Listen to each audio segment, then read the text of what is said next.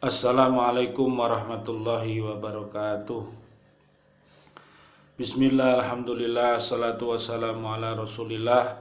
Asyhadu an la ilaha illallah, asyhadu anna muhammadar rasulullah. Allahumma salli ala sayyidina Muhammadin wa ala alihi wa ashabihi ajmain. Biaunillah, biidnillah, biridhoillah.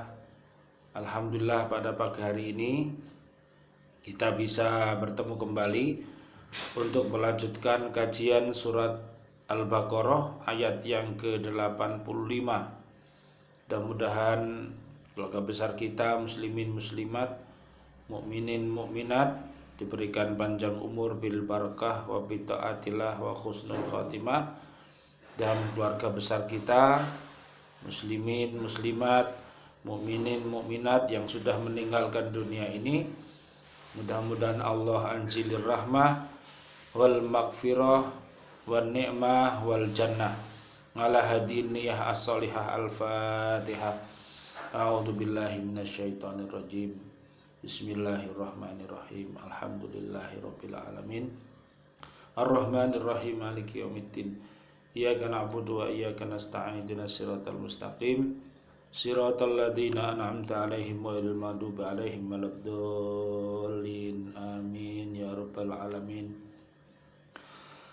A'udzu billahi minasy syaithanir rajim.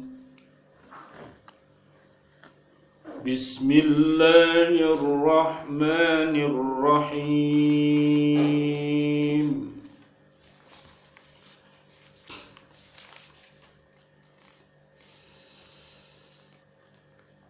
Thumma antum haula'i taqtuluna anfusakum wa tukhrijuna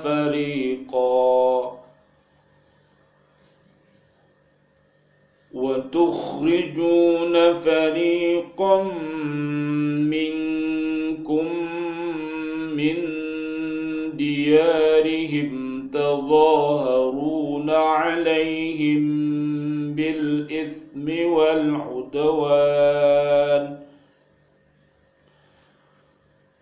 wa iyatukum usara tufaduhum wa huwa muharramun 'alaikum ikhrajuhum.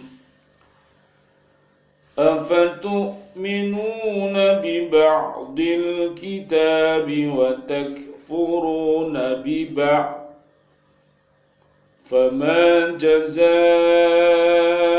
man yaf'alu dhalika minkum illa khizyun fil hayatid dunya wa yawmal qiyamati yuradduna ila ashaddil adhab wa ma Allahu bighafilin amma ta'malun. Sadaqallahul azim.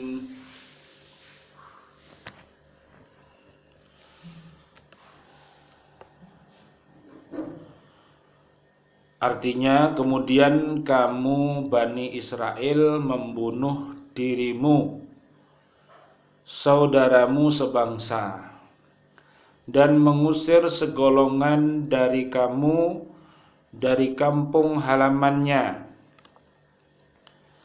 Kamu membantu terhadap mereka dengan membuat dosa dan permusuhan. Tetapi jika mereka datang kepadamu sebagai tawanan, kamu tebus mereka, padahal mengusir mereka itu juga terlarang bagimu. Apakah kamu beriman kepada sebagian Alkitab atau Taurat dan ingkar terhadap sebagian yang lain? tidak ada balasan bagi orang yang berbuat demikian daripadamu, melainkan kenistaan dalam kehidupan dunia, dan pada hari kiamat mereka dikembalikan kepada siksa yang sangat berat. Alangkah Allah tidak lengah dari apa yang kamu perbuat. Baiklah, kita lanjutkan kajian kita pada surat Al-Baqarah, surat yang kedua, ayat yang ke berapa, Dik? 85 ya. Dalam ayat ini disebutkan kenyataan tentang pelanggaran orang Yahudi terhadap larangan Allah. Jadi kita mengenal bahwa umat-umat terdahulu, umat-umat Yahudi, umat-umat Nasrani, dan umat-umat yang terdahulu banyak yang melanggar perintah Allah. Perintah yang mestinya dijalankan dilanggar, pelanggaran yang mestinya untuk ditinggalkan justru malah dikerjakan. Nah, itu sampai pada umat-umat sekarang ini. Jadi Al-Quran itu ada dua yang perlu kita ingat, ada perintah, ada larangan. PL, perintahnya kita jalankan, larangannya kita tinggalkan. Nah, itu orang beriman. Kalau orang itu orang kafir, maka dia tidak tahu mana perintah, mana larangan, dia tidak tahu. Karena dia tidak mengenal Allah, dia tidak mengenal Nabi Muhammad, maka dia buta. Ya, makanya di bumi ini orang-orang yang kufur kepada Allah itu menurut Allah dia seperti binatang ternak, bahkan lebih hina. Ya. Jadi itu merupakan sindiran Allah kepada umat manusia yang tidak mau beriman dan bertakwa kepada Allah seperti itu di dalam Al-Quran. Sedangkan orang-orang munafik, perintahnya Allah dilakukan dengan setengah hati, dengan riya, tanpa ikhlas. Kemudian larangan Allah juga dilakukan. Nah, itu yang menyebabkan orang-orang munafik itu dilaknat oleh Allah karena mencampurkan antara kebaikan dan keburukan. Nah, itu kalau tidak bertobat, dia akan mendapatkan azab yang sangat pedih, bahkan di akhirat nanti tempatnya di neraka yang paling bawah. Na'udzubillah, summa na'udzubillah. Di Madinah sejak sebelum Nabi Muhammad sallallahu alaihi wasallam, Allahumma shalli wa sallim alaih, terdapat 3 suku Yahudi, yaitu Bani Koinuko, Bani Nadir, dan Bani Quraidah. Ketiga suku itu terlibat dalam perang saudara yang terjadi antara kabilah Aus dan Khazraj, kedua penduduk asli kota Madinah. Bani Koinuko dan Bani Nadir adalah sekutu kabilah Khanraj. Sedangkan Bani Quraidah adalah sekutu kabilah Aus. Dengan demikian terjadilah peperangan dan usir-mengusir antar sesama kaum Yahudi sendiri. Nah, jadi betapa jeleknya ya kalau umat ini terjadi peperangan, ya. Kalau terjadi usir mengusir, ya, makanya di Indonesia dilarang berbeda-beda suku berbeda-beda agama, berbeda-beda pekerjaan dan lain sebagainya, kita harus saling hormat menghormati. Makanya ada Bhinneka Tunggal Ika. Kita tetap satu Indonesia. Jadi nggak boleh kita perang-perangan, ya, kampung latihan perang-perangan, gowo ning kelurahan perang-perangan, ning kecamatan perang-perangan, kabupaten, provinsi sampai Indonesia perang, rusak, ya, karena peperangan itu bisa menimbulkan kegelisahan. Jadi ekonominya bisa macet, ya, kegiatan sehari-hari semuanya macet. Nah, makanya peperangan itu harus dicari jalan keluarnya sehingga tidak terjadi usir mengusir antar satu dengan yang lainnya, bisa dirukunkan, ya, dengan adanya musyawarah. Ayat ini menerangkan bahwa sesudah menerima janji yang kuat itu, mereka merusaknya dengan membunuh saudara-saudara mereka sendiri. Mereka saling membunuh sebagaimana yang telah dilakukan oleh orang-orang terhadap mereka. Sedangkan mereka mengaku bahwa janji Allah itu juga dikenakan pada mereka. Nah, padahal mereka yakin tadi sudah mau menerima persaudaraan antar kaum-kaum tadi, antar suku tadi, tapi nyatanya mereka juga masih bertengkar, ya.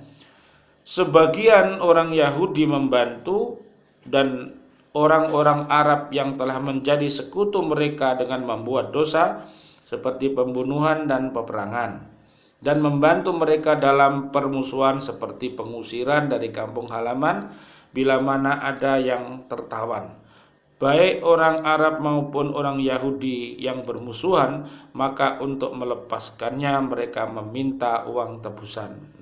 Jadi ono tebus-tebusan, ya, ditahan, kemudian ditebus, dikeluarkan. Nanti terjadilah masyarakat ini tidak bisa berjalan dengan baik, ya.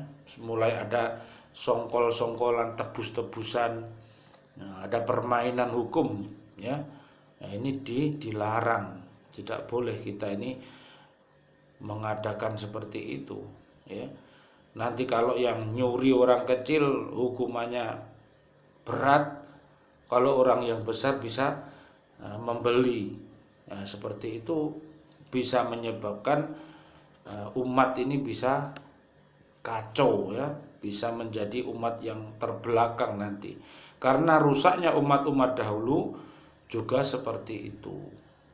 Jadi hukum harus ditegakkan oleh semua, siapapun yang salah ya harus dihukum, gak peduli, ya. Masing-masing golongan Yahudi menebus bangsanya yang menjadi tawanan itu, walaupun tawanan itu musuhnya. Mereka mengemukakan alasan bahwa kitab suci mereka memerintahkan agar mereka menebus tawanan-tawanan bangsa yang suci itu. Nah, jadi berdalih seperti itu. Ya gak ngerti tawanan itu salah apa bener, sing penting bangsane. Nah, ini harus diadakan recheck, ya. Jadi salah ya di penjara kono. Nek bener ya aja di penjara. Jika mereka benar-benar beriman kepada kitabnya seperti yang mereka katakan. Mengapa mereka mengusir saudara-saudaranya dari kampungnya, sedangkan Taurat melarang mereka berbuat begitu? Kalau demikian, bukankah itu berarti mengejek agama? Mengapa mereka beriman kepada sebagian kitab dan ingkar terhadap sebagian yang lain? Nah, ternyata begitu itu, Dek. Jadi repotnya tadi, sebagian ayat itu dipercayai, sebagian ayat dikufuri. Nah itu namanya orang munafik, itu separuh-separuh agamanya itu. Yo ngaji yo berbuat keji, ya. Yo sholat yo maksiat. Lah ngono iku jenenge separuh-separuh, nggak boleh, dosa. Allah telah membuat janji dengan Bani Israel dalam Taurat agar tidak saling membunuh dan mengusir di antara sesamanya. Dalam Taurat disebutkan, siapa saja hamba lelaki atau perempuan dari Bani Israel yang kamu dapati, bayarlah harganya dan merdekakan dia. Namun mereka tetap saling membunuh di antara sesamanya dan tetap saling mengusir. Mereka menyalahi janji mereka kepada Allah. Apabila ada yang ditawan, mereka menebus sebagai ketaatan mereka kepada janji. Hal itu menunjukkan bahwa mereka mengimani sebagian isi kitab dan tidak percaya kepada bagian yang lain.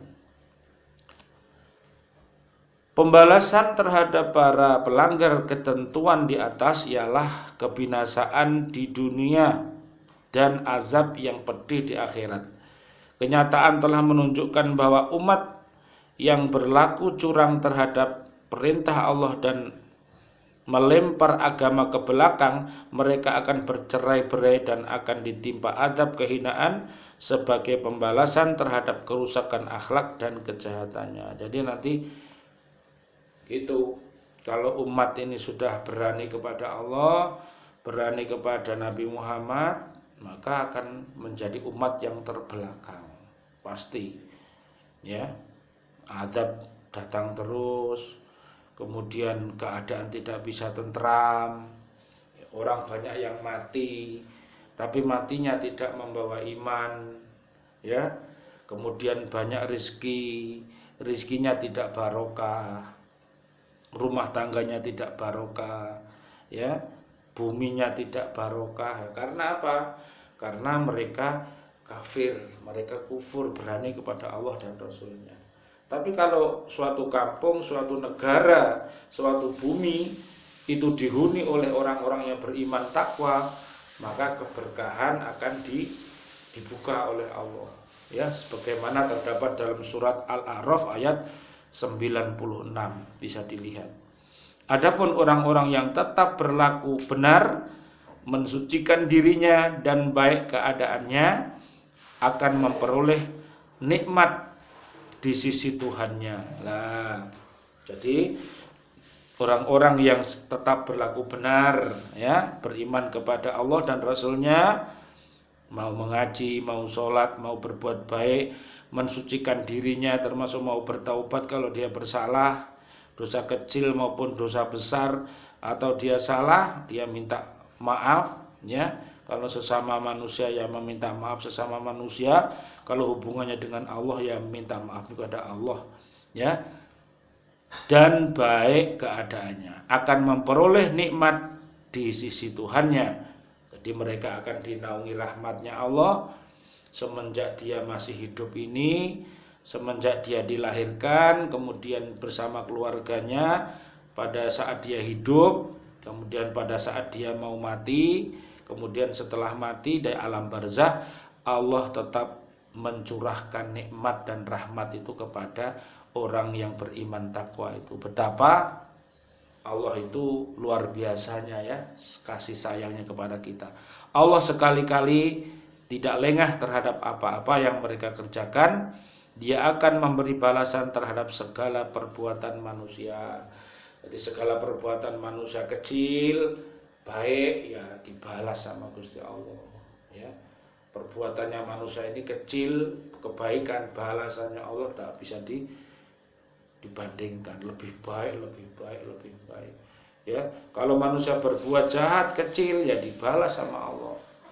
Makanya semua kembali kepada diri kita masing-masing. Oleh karena itu perbaikilah diri kita, nanti kita akan bisa memperbaiki umat ini, ya. Mudah-mudahan Allah memberikan iman dan takwa kepada diri kita, kepada istri kita, kepada bapak ibu kita, kepada anak-anak kita dan seluruh muslimin, muslimat, mukminin, mukminat ya, baik itu bangsa jin dan bangsa manusia. Mudah-mudahan dengan beriman takwa Allah berikan barokah ya, itu tambahnya kebaikan-kebaikan itu akan diberikan Allah dari langit dan dari bumi ini.